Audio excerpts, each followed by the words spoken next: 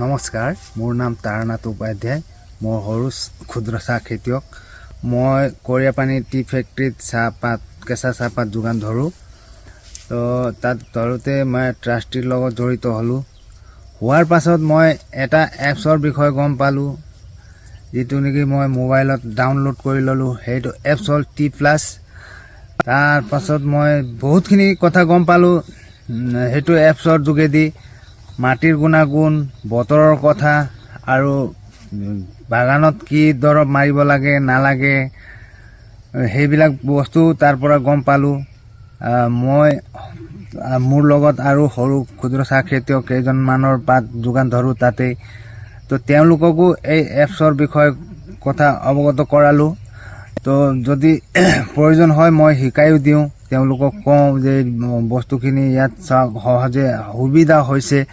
মোকতো যেনিবা এতিয়া বস্তুখিনি ক'ত কি দৰৱ মাৰিব লাগে, ব্ৰেণ্ড দৰৱ তাতে দেখা পৰা যায়।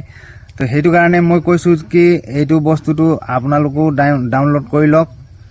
তো এই বস্তুটো এনেকৈ সৰল নিচিনা লাগিছে মোক। এই বস্তু যিটো ভাষাত বিচাৰিলেও পোৱা যায়।